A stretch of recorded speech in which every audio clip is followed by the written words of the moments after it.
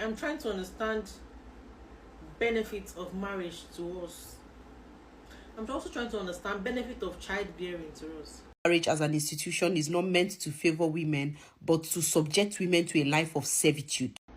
What is really the benefit of marriage to women? This is what this lady or this woman is asking. She's just sitting on her bed and she's just thinking, does this marriage even benefit women? Because we are just practically a tool to be used in this marriage. Men are the ones that benefit more in this thing. That why are they even telling us to get married to start with? Like, at the end of the day, they say children are blessings, but then you struggle, you almost even unalive yourself because you want to bring this blessing to this world. Let me show you the video. A lot of things are going through my mind. It took me to get married and it took me to give birth to realize that we're just like tools. Because I'm trying to understand benefits of marriage to us.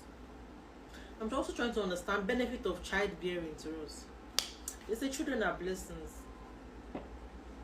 Something that is a blessing, should it stress me? It should not stress me. I should not go through pain, intense pain, to bring a blessing to this life. I don't know. I just sat down and I was thinking about these things. What's actually the importance of marriage to women? I think it benefits men more. You get married, you become, I don't want to use that word, you become like a tool. They own your body. You become like a tool that handles the house, cook, clean. In fact, you work to provide for the family too. What does the man do? I'm getting to see it. It took me to give birth and also to get married to see these things. I did not see it. At first, I was not this type of person that is about marriage and all of those things. But my mom kept on pressing hard. Hey, your mates are married. Your this thing is married. Your this thing is married. Are you not getting married? I did not push for it. It was just there and I accepted because I was with someone. But it took me to get married and to give birth. I'm so happy with my son. It's my joy because I already gave birth to him. But I'm just wondering, how does marriage benefit women? It's more of the men, because you as the woman, you would suffer till that child grows. Sleepless nights is you. Many times you be awake, your husband will be sleeping. You will cry until that child grows. Even when the child grows, you are still responsible. It is well. Is there a lie in everything she said? Is there a lie? Because the truth is, what are the benefits of marriage to women? Especially when they kind of push you to get married just because you're getting older, or just because all your friends are married and having kids, or just because you have a man that is your boyfriend or is ready to marry you, and they start telling you to get married. What is actually the benefit of marriage for a woman that doesn't even know what she's doing with her life? And she feels like, since I don't know what I'm doing in my life right now, I feel like I should get married. What do you think she's going to benefit from that marriage? Let's have conversation in the comment section while we're just stitches together, and I'll see you at the end of the videos. You see, in our African community, they pressure women, especially women. And the ben be wario, and now una fufu wario, ube wari da ben yo, da ben be wario. All this, I'm here to tell you, my sister, if you are not yet married, you are not missing out on anything. I've been married 12 years. I'm telling you, you are not missing out on anything. So don't let anybody pressure you into getting married. All right. Make sure you are building yourself. Concentrate on how to build yourself. Get something going for yourself. All right. Create an identity for yourself. Learn how to set healthy boundaries. All right. So that when you meet the person that you want to do lifetime with, that person will fit into your life. All right. Because if you don't find yourself, if you don't know how to set healthy boundaries, and you're just there and say, me, if you do not find yourself, if you do not build yourself to a point where you are financially independent and you can think for yourself, and somebody's son comes to marry you and bring you into their life, you will regret it, my sister. You will. Find your own identity. Find yourself. Put yourself first. Always, always. Put yourself first.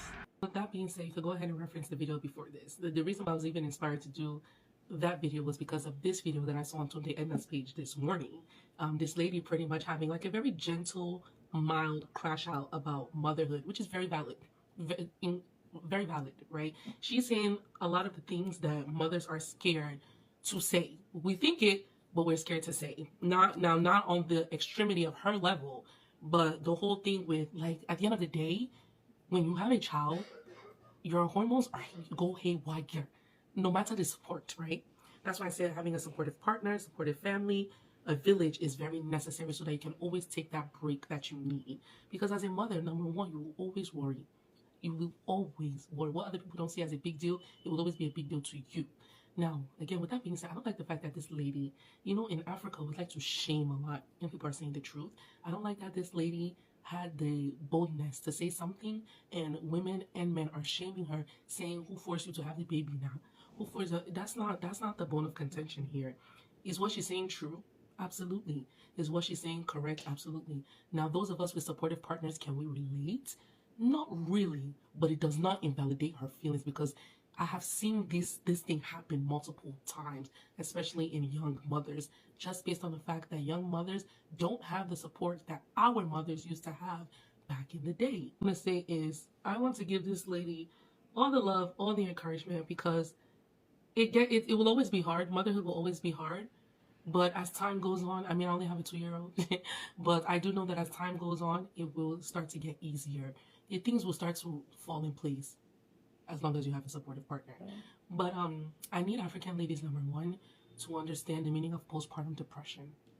Google it, ChatGPT it, research it, and see how you can help yourself by seeing a doctor, by seeking professional help. Because when you leave postpartum depression untreated, and it doesn't always have to be by medication, but when you leave postpartum depression unaddressed, it can actually lead to bigger issues like postpartum psychosis, where you will actually start running mad physically. It will not just be mentally, it will not just be a mental thing again.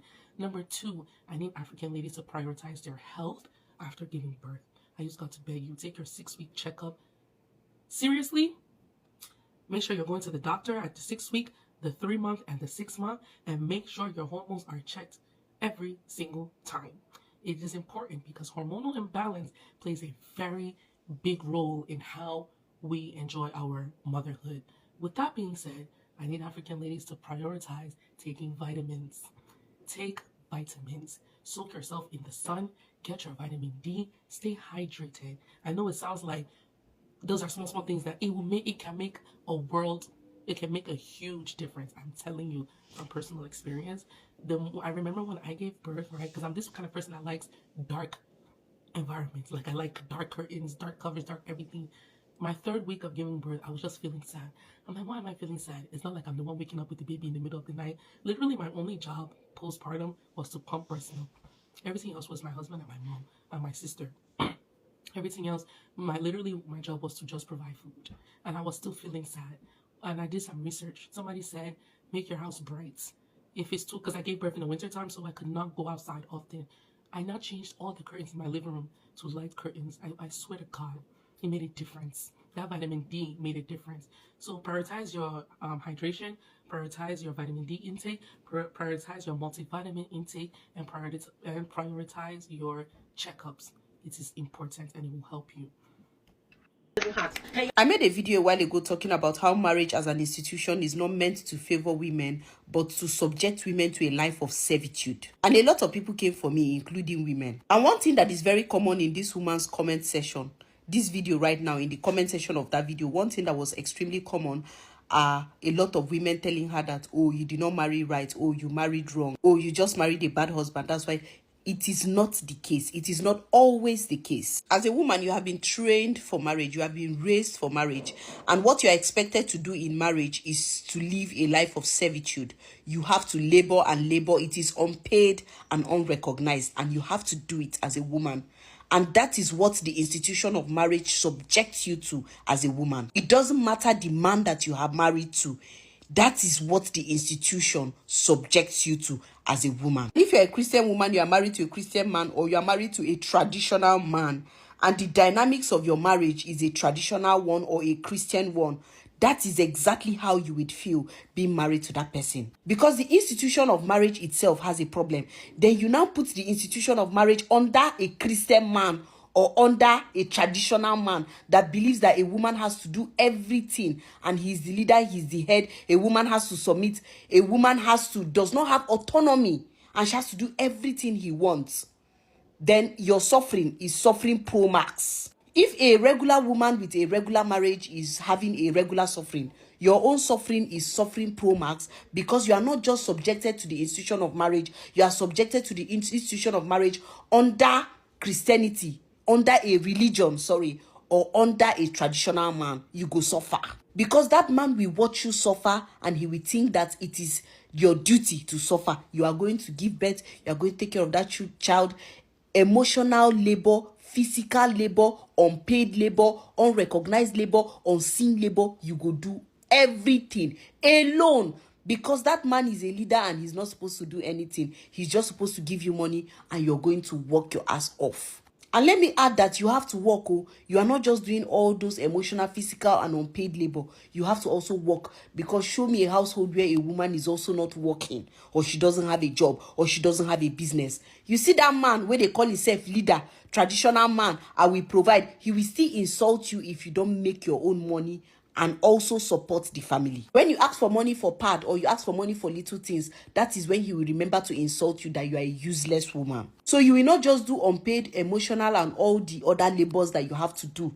You will also work and you will also help in providing for the family. And whoever is denying this fact is lying to themselves. And even if you marry a man who is supportive, a man who is different, who is neither a traditional man or a Christian man, you are also subjected to some kind of labor, because you are under the institution of marriage. You have to give emotional labor, you have to give free labor, unpaid labor, unrecognized labor, regardless of the kind of man you marry, because you are under the institution of marriage. And even if the man is supportive, even if the man is there for you, even if he provides, he does everything for you, you will also feel that weight on your shoulder as a woman. Especially, you might not even have the weight on your shoulder as a woman if you don't have a child. But if you have a child, most of the responsibility of that child is on your shoulder. Even if not the physical responsibility or the things you have to do physically, but the emotional responsibility and the process, the pain that comes with the process of pregnancy, giving birth, and taking care of the child. It go dey on you and you go still suffer. So regardless of if the partner is supportive, if the partner is not, you see that weight. It is always on your shoulder as a woman. And that is what the institution of marriage does to you. And I also need to add, because this is very important, we need to stop seeing children as blessings and start seeing them as responsibilities. And I'm not saying that you will not say, oh, I am blessed to have a child. Oh, this child is the best thing that happened to me. I do not care. That child is a responsibility. You are responsible for that child, and you are supposed to take care of that child's emotional need, physical need, and every other need, because they are your child. That child is your child, or they are your children. So children are responsibilities. You see those people deceiving you in church and telling you, oh, children are blessing, you are blessed to have them. I'm not denying. If you want to say your child is a blessing, I don't care. But that child is more of a responsibility than a blessing, because he needs money to survive. He needs food to survive. You have to take care of them emotionally, physically, and otherwise. So you are responsible for them. The only way we are going to have more responsible parents in society is to decenter that idea that children are a blessing and start centering the idea that children are responsibilities and you have to take care of them. You have to understand that it is overwhelming, it is taxing, it is difficult, but you have to do it because they are your responsibilities. You chose to have them. People were coming for her for this video saying that you did not choose right. When your mates were choosing good supportive husband, you were choosing anyhow man. Now that you did not choose a right man, you are coming to the internet to stress us. I will choose right and I will marry right and I will marry once. Oh, there's a way they say it. I will marry once and marry forever or whatever. And I'm like, are these people okay? Are these people okay? Marriage, I feel like when it gets to a stage in marriage whereby women come to that realization and be like, what is this? What am I actually benefiting in this thing? I am actually losing my life more than I am gaining. I feel like it gets to a stage in a marriage where some women actually come to that realization, and most of them don't even say it out loud. And so, why are they coming for a woman that has the boldness to say it out loud, coming from an African Nigerian woman, because she's from Nigeria? Hardly will you say Nigerian woman come and say something like this. Even if they are suffering, they'll tell you, at least I have husband. Do you have one? At least I'm married. Are you married? They carry the marriage as a crown on their head and all of that. They don't want to even see this other, even though they are saying it, they don't want to say it. They will say, God forbid. Even if you have all the support in this world, or you have all the village that you can ask for, it is not still easy to be a mother. Let's just be frank. We say it takes a village, you have to have a village, you have to have a supportive partner.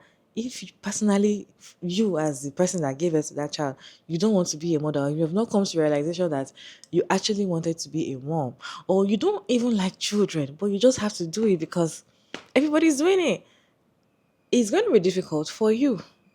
Being a mom is no big. Like, people need to say it because people are saying that she doesn't have supportive partner. Da da da da. She's one waking up in the midnight. Oh, my husband take care of the baby in the midnight. Wakes up. Is it about that? Because even if your husband wakes up every time in the midnight, will you not go to work the next day? Are you not still going to be stuck with the baby throughout the day? I don't get it. Being a mom is no joke. Even if you have that supportive partner, you have somebody that is taking care of the baby for you, have nannies you can acquire or whatever, you will still be exhausted. You will still be a mom. Like, I just feel like you still be a mom, and being doing that job is not like it's not an easy task at all. And yes, we've talked about a child being a blessing or not. We've said that children are no blessing. They are a blessing to you if you want them. If you don't want them, to me they're a cost. Okay, don't want the child. So if I have it, it's not a blessing, it's not a gift.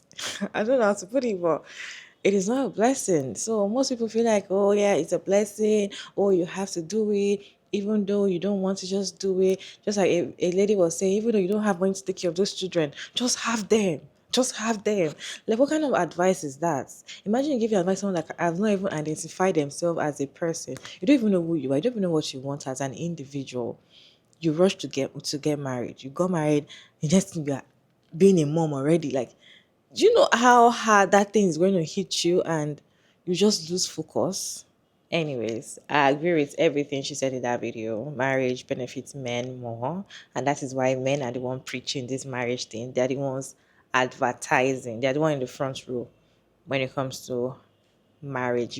If you see a woman that say, I will never get married, it's not my portion, I don't want to get married because I don't even see what is even happening in this marriage thing, I don't want to settle for any man, just look at men angry at they're going to be angry at that comment and start saying, why would you say you don't want to get married, why won't you get married?